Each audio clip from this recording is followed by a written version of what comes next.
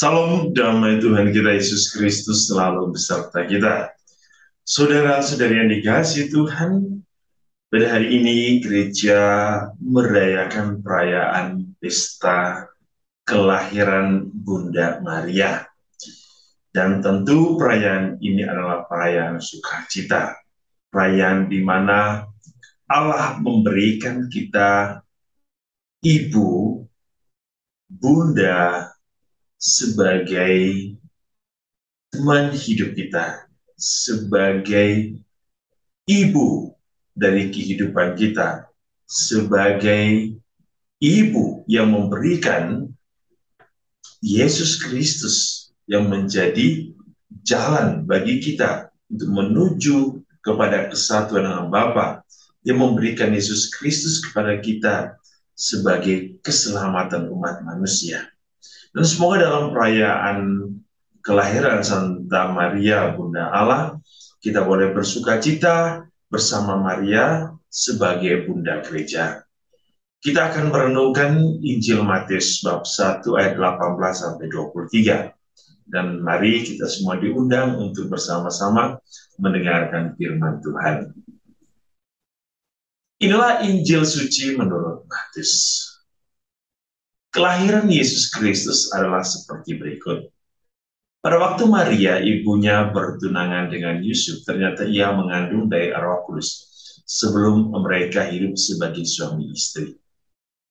Karena Yusuf suaminya seorang yang tulus hati dan tidak mau mencemarkan nama istrinya di muka umum, ia bermaksud menceraikannya dengan diam-diam.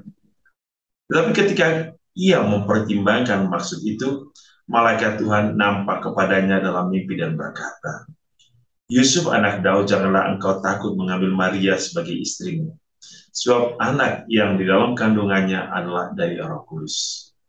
Ia akan melahirkan anak laki-laki dan engkau akan menamakan dia Yesus, karena dialah yang akan menyelamatkan umatnya dari dosa mereka."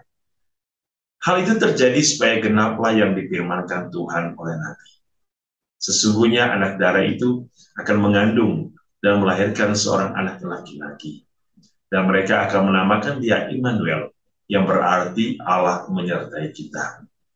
Demikianlah sabda Tuhan. Terpujilah Kristus.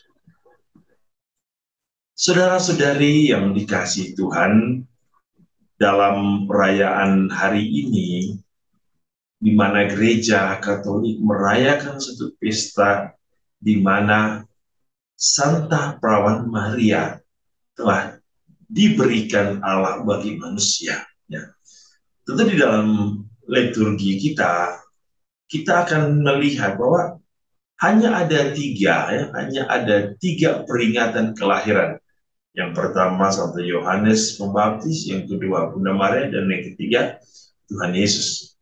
Dan ini menarik bahwa perayaan ini dirayakan untuk mengingatkan kita bagaimana misteri keselamatan itu digarisbawahi dalam kehidupan iman kita.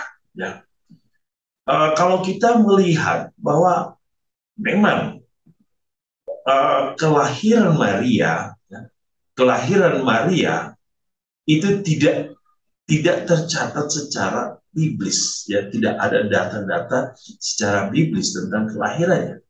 Namun kita juga harus mengingat bahwa gereja Katolik juga senantiasa memperhatikan tradisi-tradisi yang dapat dipakai sebagai sumber, ya, sebagai sumber dengan tujuan apa? Untuk mempertegas iman dan kepercayaan kita.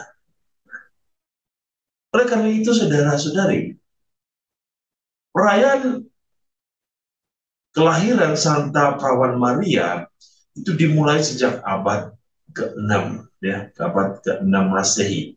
Dan kita tahu perayaan ini dimulai di Yerusalem, dan perayaan dimulai di Yerusalem lalu menyebar ke seluruh dunia. Dan kita bisa melihat di bukti bahwa di Yerusalem dari dahulu hingga saat ini terdapat sebuah gereja yang didedikasikan, yang diberikan kepada Santa Anna, Ibunda Santa Perawan Maria. Ya. Tentu kita akan bertanya, mengapa diberikan kepada Santa Ana.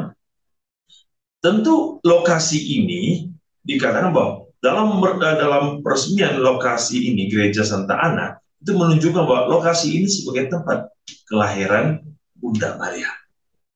Tanggal 8 September hari ini itu ditetapkan sebagai tanggal untuk memperingati kelahiran Santa Perawan Maria. Dan perayaan ini merupakan sebuah simbol, ya, sebuah simbol dari permulaan karya keselamatan Allah. Sehingga layak pada hari ini kita memperingati. Kenapa? Bahwa diperingati pada hari ke-8. Angka 8 sendiri dalam kitab suci dapat berarti sebagai awal masa baru. Dan kita juga melihat bahwa bagaimana membandingkan Hari Raya Santa Pramaria di kandung tanpa noda yang juga dirayakan pada tanggal 8 Desember dengan melihat atau mengacu kepada kelahiran Santa Pramaria tanggal 8 September sebagai hari kelahiran Santa Pramaria. Saudara-saudari, tentu akan menjadi suatu pertanyaan bagi kita dan menjadi suatu permenungan bagi kita dalam perayaan ini. Apa yang mau kita garis bawahi tentang misteri kelahiran Santa Pramaria? Pertama, Maria telah dipilih Allah secara istimewa. Ia adalah wanita istimewa yang dipilih Allah, yang diangkat Allah untuk menjadi Bunda Yesus, Bunda keselamatan, Bunda gereja, dan Bunda kita semua. Tentu ini adalah hak istimewa Allah ketika ia memilih menetapkan Maria sebagai Bunda Allah. Dan bukan hanya menjadi Bunda Allah, tapi ia menjadi Bunda bagi kita semua. Yang berikut, perayaan kelahiran selalu menjadi sukacita. Sebab perayaan kelahiran adalah perayaan kehidupan. Melalui Maria, Allah telah memberikan kita Yesus Kristus, yang telah memberikan kita kelahiran baru di dalam roh. Kelahiran baru sebagai putra-putri Allah. Kelahiran baru di dalam kasih dan keselamatan. Itulah inti dari perayaan kelahiran. Bahwa melalui Maria, Yesus telah diberikan kepada dunia. Bahwa Yesus memperbaharui dunia dengan kelahiran baru dalam dirinya untuk memberikan keselamatan bagi manusia. Yang berikut, perayaan kelahiran mengingatkan kita tentang asal-usul hidup manusia. Bahwa manusia diciptakan Allah, maka kelahiran hidup manusia harus diarahkan selalu kepada Sang Pencipta. Dengan demikian, kehidupan orang beriman yang dilahirkan dari rahim Allah sendiri melalui kisah penciptaan harus ditujukan untuk kemuliaan Allah. Maka setiap kita yang telah dilahirkan sebagai putra putri Allah harus kembali kepada Allah. Lalu apa yang kita bisa petik atau kita renungkan dari perayaan hari ini dalam diri Maria sebagai bunda kita, bunda gereja? Bahwa Maria dilahirkan, diberikan Allah bagi kita.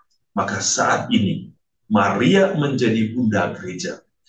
Ia bukan hanya melahirkan Yesus, tapi ia terus melahirkan putra-putri gereja sebagai bunda Allah.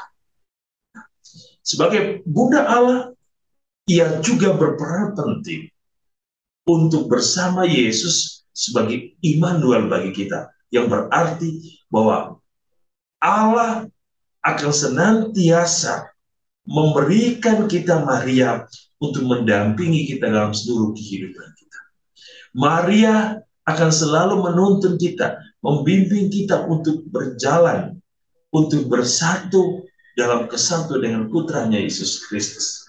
Maka kita pernah mendengar istilah Vel Maria Yesus, bahwa melalui Maria kita dapat sampai kepada Sang Keselamatan, yaitu Yesus Kristus. Kita mempunyai devosi begitu banyak kepada Bunda Maria. Kita mempunyai cara doa yang begitu banyak. Kita juga mempunyai suatu kerinduan selalu untuk dekat dengan Maria. Kita selalu berziarah kemana-mana dengan tujuan untuk mendekatkan diri kita dengan Maria. Maria menjadi perantara bagi kita untuk bersatu dengan Allah. Maka saudara-saudari, dalam perayaan kudus hari ini, kita juga diingatkan akan kelahiran kita. Bahwa kita dilahir untuk Allah, bukan untuk dunia. Sehingga tujuan hidup orang-orang yang terlahir di dunia ini untuk diarahkan kepada kesatuan dengan Allah. Maka Maria yang telah menjadi bunda gereja, telah menjadi bunda kita, yang akan selalu mendoakan kita, yang akan selalu menjaga kita, yang akan selalu memelihara, merawat kita, akan selalu membantu kita di dalam kekudusan, dan akan selalu membawa kita kepada kesatuan dengan Bapa di surga. Dan tentu kita akan mengucapkan selamat ulang tahun buat Bunda Maria. Semoga bimbingan dan doa Bunda Maria akan membuat kita semakin beriman kepada Sang Juru Selamat kita, dan suatu saat kita boleh bersatu bersama Bunda Maria dalam kemuliaan di surga. Tuhan Yesus memberkati kita hari ini dalam seluruh hidup dan karya kita. Dalam nama Bapa dan Putra dan Roh Kudus. Amin.